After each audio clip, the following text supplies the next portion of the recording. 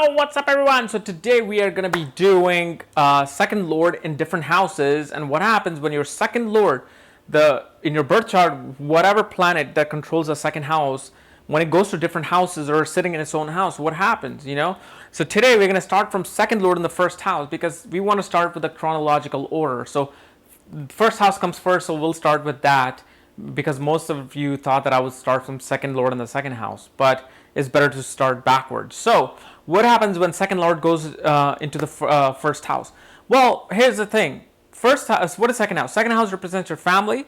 Second house represents your speech. Second house represents your family lineage, your wealth, the things that you value more than anything, and your family assets and your own assets. Because second house really is a house of things that you value. Whether you value education, spirituality, or straight up money or jewelry is all seen through the second house. Second house represents your resources like food, like whatever water, food, resources that can keep you healthy, because it's a second house, second from your first house. Your first house is your health, your physical body, your physical needs, your personality, your self-esteem, your ego. And this becomes a resource of that. So when the second house goes into the first house, first of all, it's going 12th from itself because it's going backwards. We only have 12 houses. So when it goes backwards, it's going 12th from itself. And 12th house represents losses. So 12th from any house is loss of that house. Okay? And if your second house lord goes into the third house, that's second from itself. So it's gains of the second house. But here's the trick. Second lord going to the first house, it doesn't really mean losses. Why? Because that second house is going to you in the first house.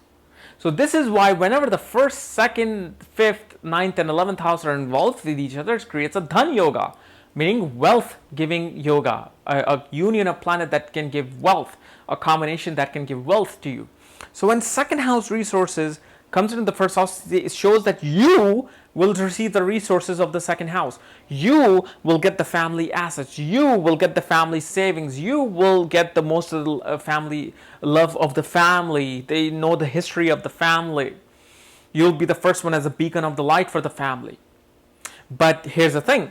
Depending upon what planet and what sign is ruling your second house, and when it goes to the first house, it'll have a completely different effect than what the generic meaning of the second lord in the first house is. Okay, so depending on what ascendant is, what planet rules your second house, that's how it's going to behave. So let's say if sun rules your second house, that means you're a Cancer ascendant. And when sun goes 12th from itself, sun goes into the ascendant, your personality, your vitality, your health. And sun is your ego, your personality, your father, government, authority figures.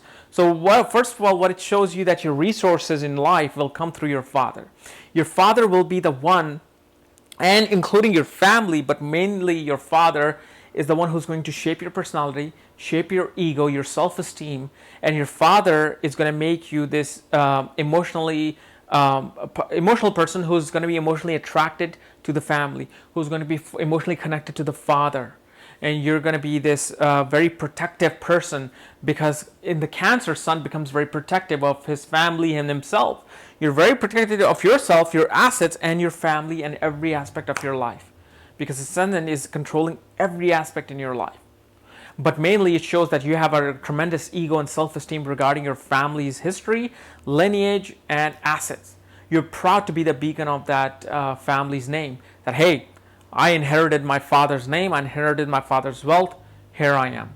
Okay, let's say moon. Moon rules your second house, that means Gemini is your ascendant, and moon comes into the first house of Gemini. What it shows is that you're deeply and emotionally connected to the family, but especially the mother. Your source of wealth really comes through the mother. Because second house is things that you value, things that you get your resources from, your money from. As a kid, you don't work. Your family, your mom, dad, siblings are the one, your older siblings. Here's $20, here's $50, here's your weekly allowance. So you get that. This is why second house rules family and wealth, because they're the main resources. So when moon comes into the first house, shows you have a lot of communication with the family, especially the mother. You're very much connected to the mother, and you have this communicative ability with the mother where when you ask for something, the mother gives it to you. And because of your mother, and you interacting with the mother more, your personality was shaped with the mother. Your ego and your health, what you think about life, came really through the family and the mother. Dad is involved too, but mainly the mother or the father, or motherly figure or fatherly figure, because you may not have a father growing up or mother, but whoever took on that role will fill that gap. Okay, let's say Mercury. Mercury comes into the first house as a Gemini ascendant. I mean, not Gemini, it's Gemini ruling the second house. Mercury goes 12th from itself. That means it's in the Taurus ascendant. And this shows that Mercury is what? Your business, education. Mercury is your intelligence. Mercury is your logical mind. It shows that you gained your logical sense of dealing with things, and your intelligence came through dealing with money and things related to business of the family. You became a very good money manager. You're like an accountant. If there's a parivartan yoga between the first and second, shows it clearly an accountant. It shows somebody who manages money, who may be good at financial management. You yourself were the one to really provide help to the family regarding their finance. But family helped you regarding your intelligence, your education, your money for the education came through the family. Okay, so all of these things, your siblings were the one who really pushed you and shaped your personality, because Mercury is siblings also. Your friends and siblings. So your family and siblings on your family is a circle were really the one who shaped you who you are. Okay, and they're the one who are responsible for who you are. Okay, so let's say Venus. Venus comes into the second house. Let's say Libra rules their second house. Venus comes into the first house. Now Venus may be debilitated in the first house during certain degrees. What this shows that you are so insecure about yourself, your personality, how you look, you feel ugly, you don't feel worth it. You will use your family assets to fulfill those things. You will waste your family money to buy the nice car like BMW, to buy the nice clothes and nice watches to make yourself look rich. You might get a plastic surgery. Oh, I'm beautiful. I'm worth it. Look at me. So what this does is that you might actually waste a lot of money. Because family may give you money, but you may not put it to good resource. You may actually waste it all. Or if Venus is not debilitated in those degrees, but it's in the sign of Virgo, shows that you're very analytical and you're very much of a frugal person. You save everything that you get from the family. You save everything that you get through relationships that you create in life, because of the fact you're afraid you're going to lose it. Because debilitated Venus will give you so many ups and downs in early on in life regarding finances that you will become in your adult life that, hey, I need to control this money. Now, if Venus is still debilitated or Venus is really weak in the Mansha, that shows that throughout your life you're going to be a money waster. But this can show that somebody who can, again, be involved in banking and finances, because again, Venus is in the sign of Mercury, Virgo, which is about analytical thinking. So you can even have a restaurant. You can take over family business and be an accountant for family business. But mainly, usually you can represent somebody who's very extravagant, who wants to, just go out and get appreciation of others with Venus and Virgo. Because they'll use family's assets to make themselves look beautiful and worth it, and they want everybody's appreciation because first house is you, so you want everybody to look at you. So that could be a negative thing. Okay, let's say if Mars comes into the first house, Mars, let's say, rules your. Let's use Scorpio. Scorpio rules your let's say Aries. That's his Multrikon sign. So Aries rules your second house. That means Mars rules Aries, and Mars comes into the first house, which is Pisces. What happens with Mars? Well, Mars is a soldier. Mars is your male friends. Mars is your energy. Mars is your fighting willpower. When that comes into the first house in Pisces, what this shows that this person, you had to fight for their wealth. They had to fight gain their assets.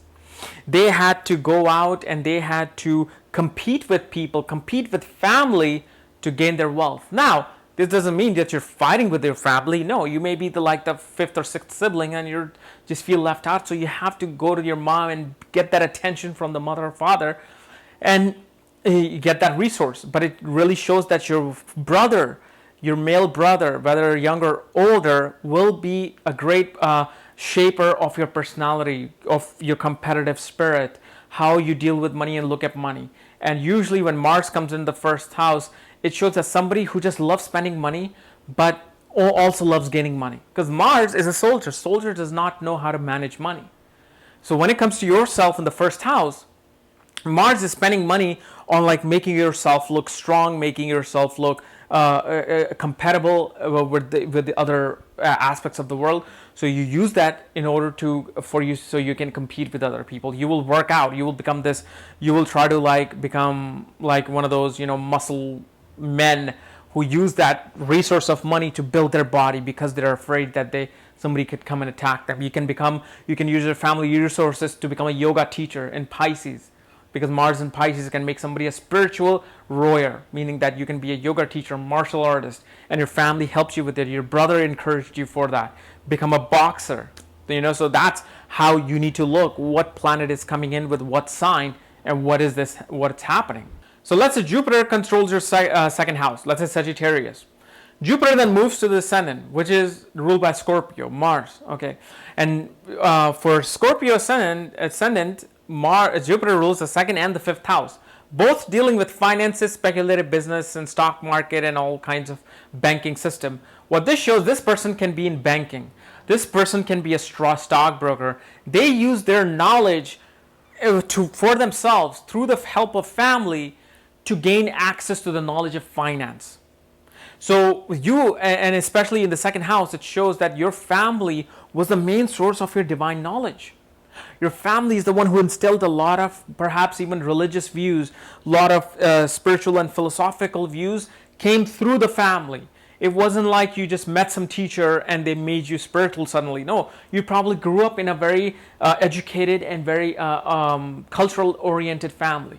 You guys were probably strict Christians or strict Hindus or strict Muslims, and you guys got that instilled in you to believe in certain things and follow the law and don't break the law regarding money. So what happens is and since 8th house is transformation and fear, you have this fear of breaking the law. You have this fear of doing some shenanigan regarding the finance because that'll get you in trouble. So you fear that.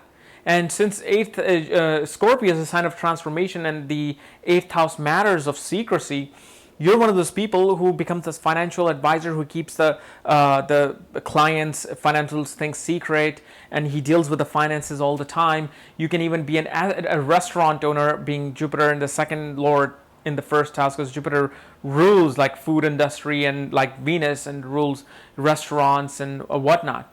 But mainly it shows that your divine intelligence, what you think of the world, not like analytical like mathematics or science, that's Mercury, okay, but your main views on the world, what world is and how it's shaped, really came through your family. Your family is the one who really was there for you every step of the way and showed you what's going on, so but you have to understand one thing, is that you always have to look at the Lord where your planet is sitting. So if your second house, Jupiter, is sitting in the first house, of course it's a Dhan Yoga, but what if the 8th house Lord is in or the first house Lord, Mars, the sign of Scorpio, is in the 8th house, or it's debilitated in the 9th house at like 28 degrees. What this will show, then you will think that, oh my God, I have all this knowledge, let me use my family money to do some business. But what happens is then you waste your money, you lose in business, you lose in all kinds of financial investments. You may even cheat somebody out of your financial investments. Because of course, so many people are born with Jupiter and Scorpio for 1 year in the ascendant, literally 25 to 30%. Not everybody will have this same description that I'm still saying. Because Mars will still be moving from different signs in that 1 year. So all of these things you have to kind of become that matrix computer and just like quickly figure everything out what's going on. But mainly Jupiter is finance. Jupiter is a karaka of finance, of children, speculative business, gains, and network. So it ruling that second house of finance shows that you will be in the banking industry. You could be, having some sort of a financial background. And in Scorpio, and if let's say Mars is in the 8th house or even 9th house, can show you're a doctor, because Jupiter is divine knowledge, higher knowledge. Scorpio represents surgeries and sudden ups and downs and transformation, and digging deep into things. So you can be a surgeon. A lot of things can come through this Jupiter. Let's say Saturn rules your second house. Let's say for Capricorn ascendant, Saturn rules the first and second house. Aquarius. Saturn goes 12th from itself. Saturn comes into the sign of Capricorn. It's its own sign, but it's a sign of hard work, discipline, organization, and structure. What this shows that early on in life, your entire life was so lacking funds and resources of the family that you had to work hard. You had to learn to be organized, and you had to be structured in your life in order to save even little money. So what this shows that this person gains slowly and steadily in life through family. Your family didn't really have resources for you, but still they instilled a lot of hard work in you. Their value came with your hard work, your long hours of dedication towards what you're doing. It comes towards putting discipline in your work. And yes, there's a lot of frustration and delay whenever, especially in your youth, with this, because even though it's a Dhan Yoga, it is still Saturn. It's still a natural malefic. So natural malefic is still putting that damper on your entire personality. And because you grew up in such a condition, Saturn shaped your personality and how you grew up, and including Saturn, it can show that somebody who is always serious about every aspect of life, especially money. These guys will do whatever it takes to not spend the money on something that people might waste on every day. They will rather cook at home 95% of the year versus 25% as average people now cook at home, and the rest is outside, because they'll be very much in fear and anxiety about losing money, because Saturn is a tamasic planet. It brings fear and an anxiety, and sitting on the ascendant, your personality, your ego, you just always are afraid of losing that money. But later on in life, these are the people who have most of the money, because they were so frugal, they were so much worried about not losing the money, they saved every single bit. They lived in a one-bedroom apartment, they got $3 million in the bank. And I have run into people like that. We all have run into people like that. So that's how you see what planet is doing and what from their each house that they control. So guys, this is my analysis of second lord in the first house. If you're new to my channel, subscribe below. And if you want to know where your first second lord is placed and if it's in the first house, for that, check out the links below and check out my books there, Astrology at the Speed of Light and Conjunctions at the Speed of Light. And when you get these books, I will send you the link to look at your own chart. Just make sure you follow the directions below. And also check out my website, because now I have merchandise regarding KRS channel. All right, see ya.